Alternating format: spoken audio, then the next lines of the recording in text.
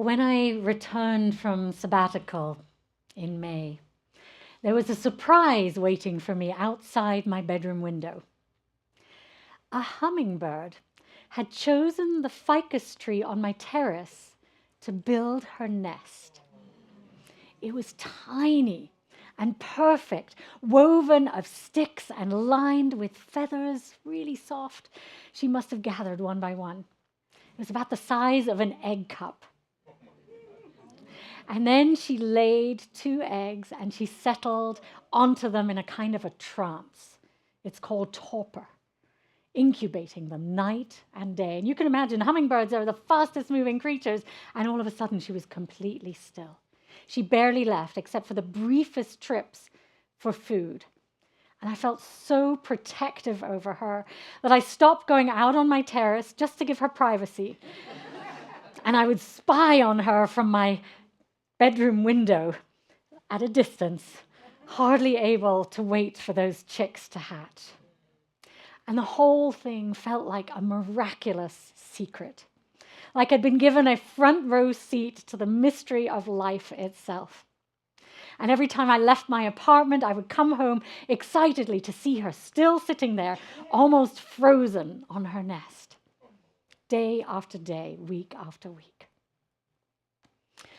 And then about 2 weeks into her vigil, just before the eggs were due to hatch, I came home from Chalice one Sunday to find a crow squawking viciously on my balcony right by that tree. And my stomach dropped. I went out immediately to check on the baby mama, and she was gone. And the nest had been knocked sideways, and part of a tiny egg lay shattered on the ground beneath it. In the moment she had slipped away to eat, the crow had raided her nest. I hoped that the second egg had at least survived, but I wasn't sure. The mama bird came back and lowered herself into the nest again dutifully, maybe not yet understanding what had happened. And then the crow returned for a second pass, and I clapped and I shouted until it flew away. But inside I felt something crack open. And a deep grief flooded in. I still feel it now. Now, I know this is simply the way things are in the natural world and that the strong prey on the vulnerable. But knowing that didn't make it hurt any less. So much mother's devotion had gone into incubating those chicks. I was so ready to watch them hatch and grow. Can you imagine tiny little hummingbirdlets? And then in an instant, it was all gone, destroyed. I wondered if a hummingbird grieves. She sat there for a while, not settling into her usual stillness, clearly unsettled and confused. And I wanted to offer her comfort. But of course, there was nothing to offer except my own grief sitting beside hers. And then after about 10 minutes, she left the nest and she never came back. And when I finally looked inside the nest, there was nothing left but a few broken shells. To be honest, I cried. And I felt quite depressed for a while after that experience, and I wrote it down immediately. I'd fallen in love with the hope, the promise of that new life, and the whole process of tending and nurturing it, and in one instant it was all destroyed. And I've been thinking about that tiny bird ever since, because I think most of us know how she would have felt. That deep ache when something we loved and tended is taken before its time. And there's nothing we could have done. And of course, I don't think that ache belongs only to hummingbirds or grieving mothers. I think it belongs to all of us, as we heard just now, going through the struggles of life, watching the news, watching our country, and watching the earth itself.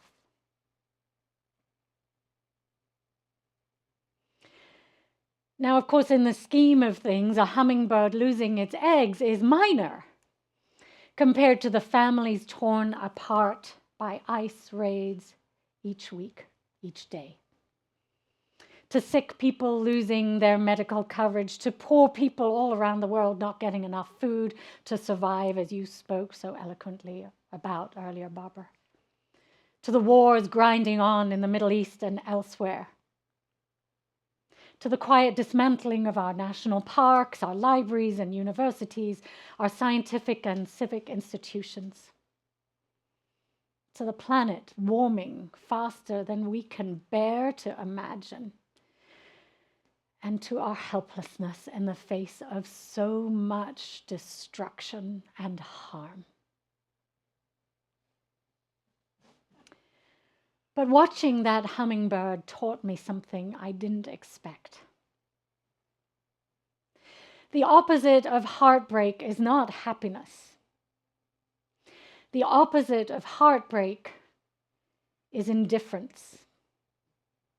It's not allowing ourselves to feel. So here's the question I've been reflecting on since. What do we do with a heart that keeps getting broken every day? Should we even try to keep it open in the middle of so much cruelty and loss? Wouldn't it just be easier to put up a wall, to stop watching the news, to go a little numb, to protect ourselves from feeling so much sorrow and pain? Now, I understand the appeal. Closing our hearts in the middle of so much pain isn't a moral failure. We don't shut down because we're bad or selfish or don't care enough. We shut down because it hurts and we're exhausted. Our nervous systems were never built to absorb 24-hour news cycles of the whole world suffering. Nobody's heart was designed to metabolize that much grief every waking hour, right? And when someone tells me I can't watch the news anymore, or I don't want to know, or simply, I'm done, I don't hear callousness. I hear someone whose heart ran out of room. Closing is what an overwhelmed heart does to survive. And tears are okay, my friends. Because I want to ask you gently, what does closing our hearts cost us?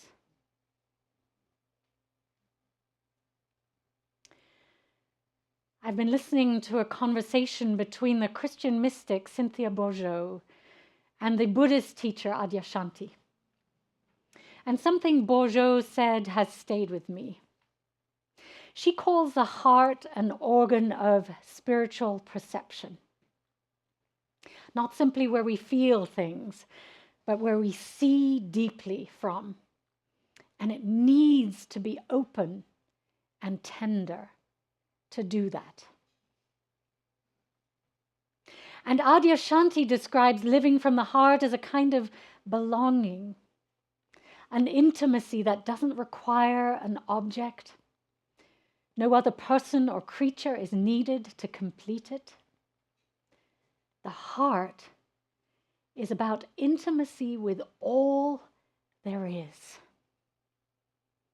and a sense of belonging to it.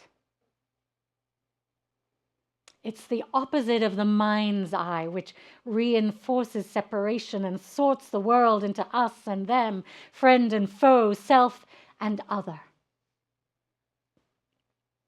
The heart, my friends, when it's open, he says, doesn't perceive strangers, it perceives relationship. Close the heart and the world turns into objects and categories, enemies and separation. But keep it open. hard as it may be, and the world stays somehow whole and interdependent. That's why I think staying open-hearted matters so much, and why I don't think it's simply the nicer or more moral choice. I think it may actually be the only way to fully feel alive.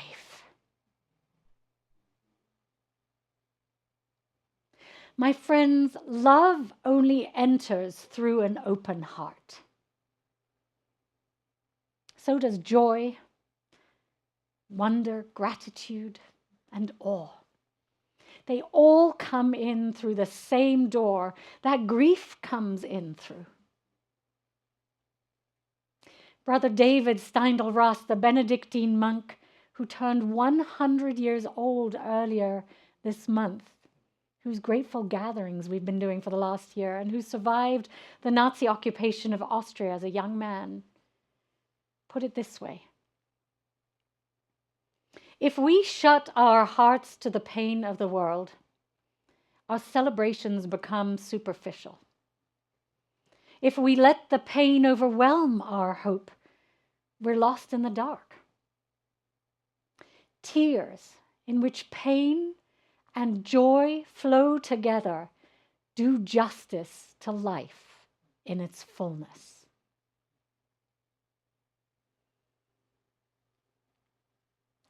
The heart only has one door. Shut it against the sorrow, and you shut it against the joy too. There is no way to selectively numb. And here's another reason we shouldn't close our hearts.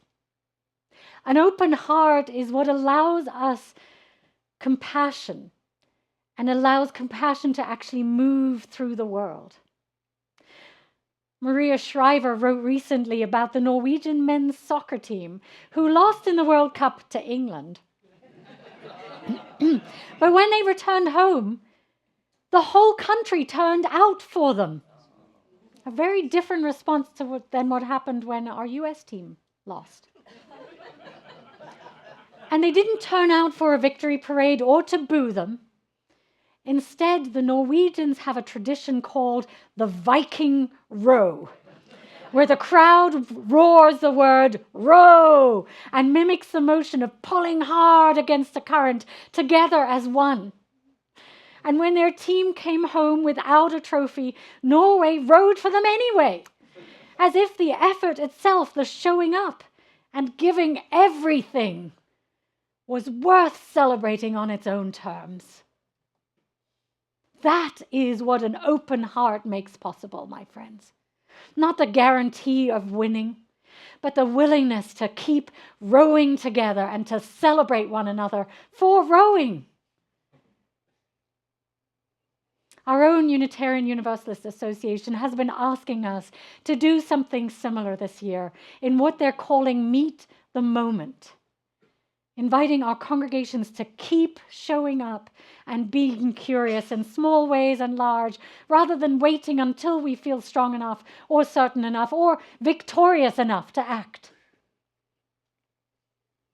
But they also emphasize that what got us here isn't necessarily going to get us where we need to go.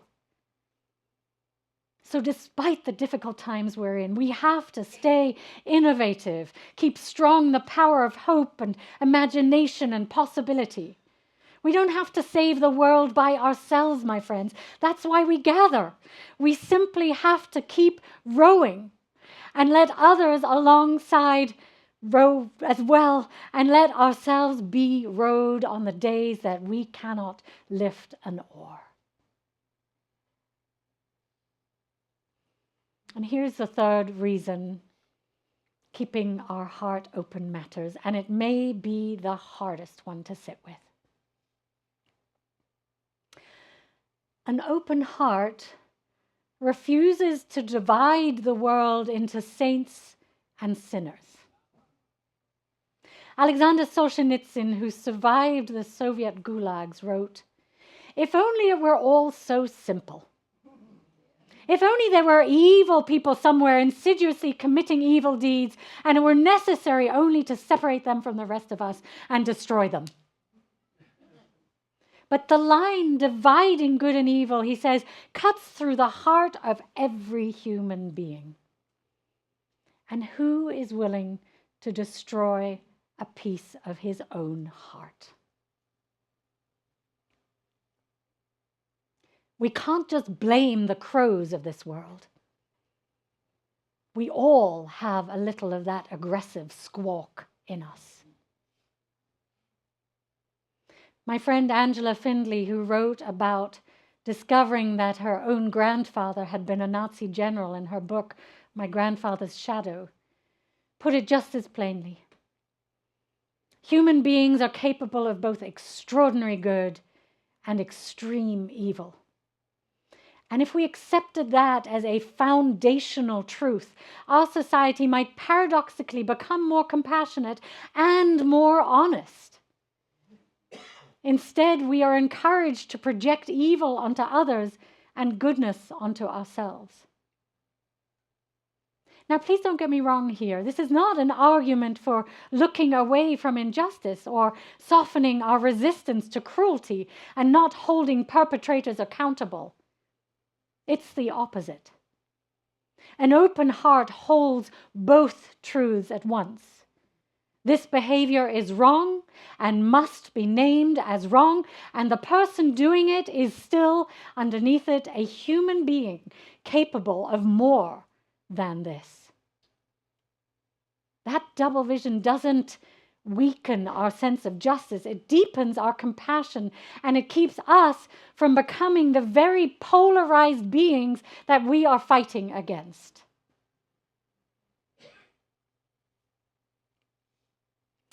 But how exactly do we do this? It's much easier to blame the crows of this world. First, I want to share what an open heart feels like, because it might not be what we imagine. It's not constant cheerfulness. It's not naive, and it's not endlessly positive or spiritually bypassing. An open heart is tender. It notices beauty without being asked to. It's easily moved, cries more readily, laughs more freely.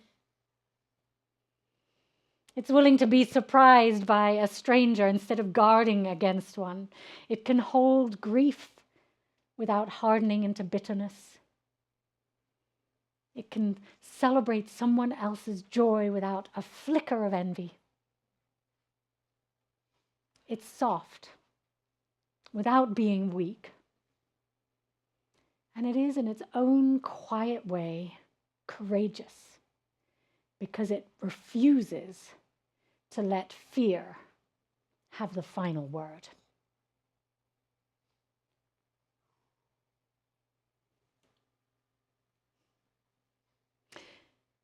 So how do we keep a heart open that keeps getting broken? I don't think it's a single decision we make once. I think it's a practice, something we return to daily, the way the hummingbird returned to her nest.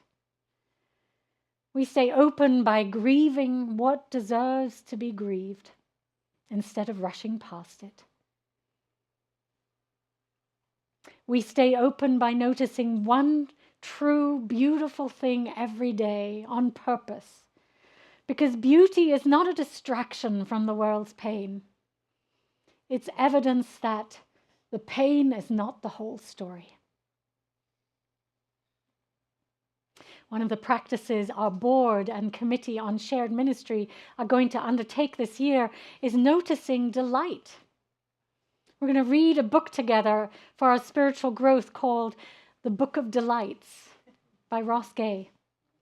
And the idea is to read these short essays on things that delight, specifically to keep our spirits focused on the many beautiful, enchanting things in life that go on amidst all the heartbreak. And hopefully it will help us all be open-hearted leaders And I invite any of you who wish to join us in reading this book, if you like. Of course, we also keep our hearts open by limiting how much outrage we let ourselves consume, because a heart marinated in outrage stops being able to feel anything else. Right? We stay open by serving somewhere, however small, which is what we do here at Chalice. We stay open by singing together, by laughing, by walking outside among living things, by meditating, by hugging each other. We stay open by letting other people row for us on the days we cannot lift an oar ourselves. And we stay open by remembering again and again that we belong to one another.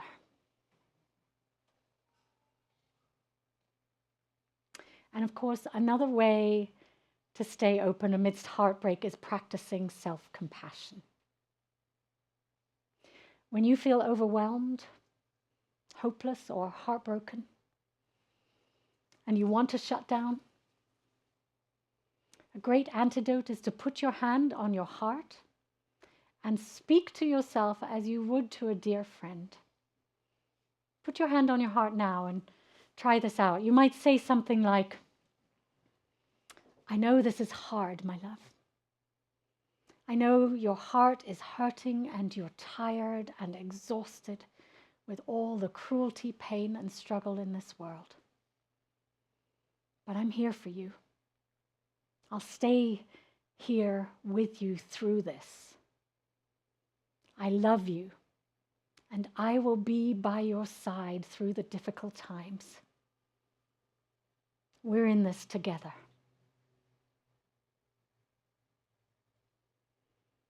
Sharing kind, loving words like that with ourselves as we would with friends, acknowledging our grief and pain, can help us stay open in the midst of heartbreak.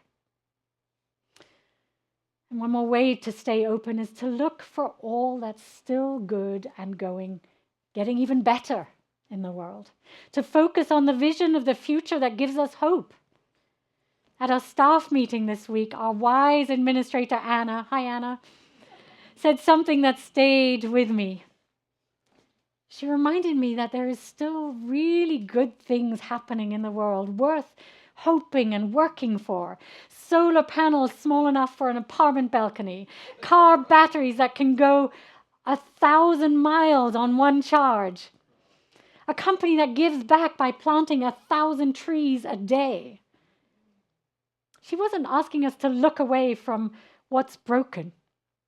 She was asking us to notice that the tipping point towards good is also here. It's also here quietly, alongside everything else.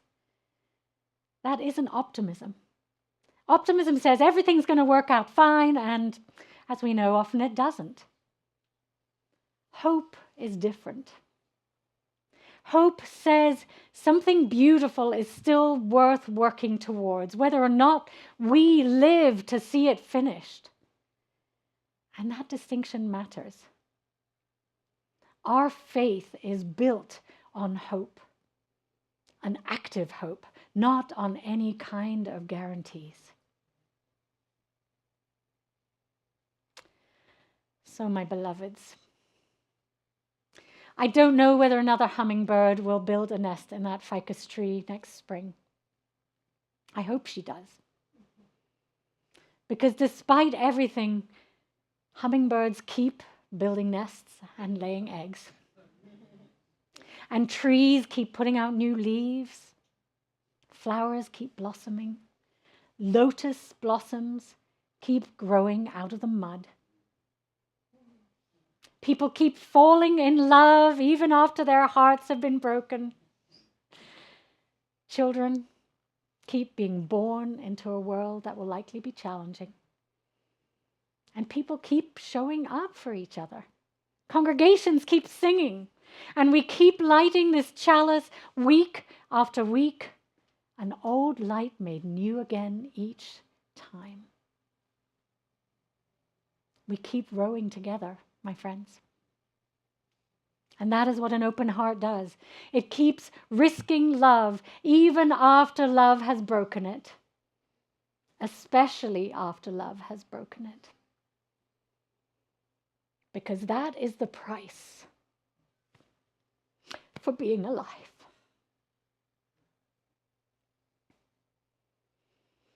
And what a glorious life it is for the time we have here together.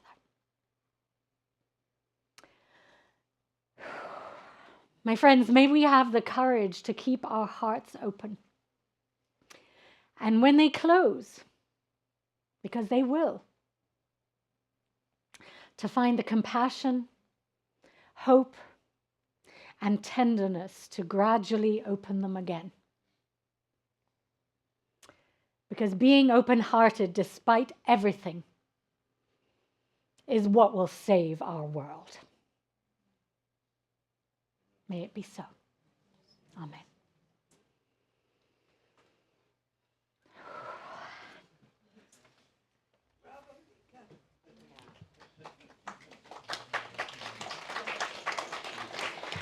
And let me tell you, I had to preach this sermon because I wrestle with this every day. And I'm sure I'm not alone.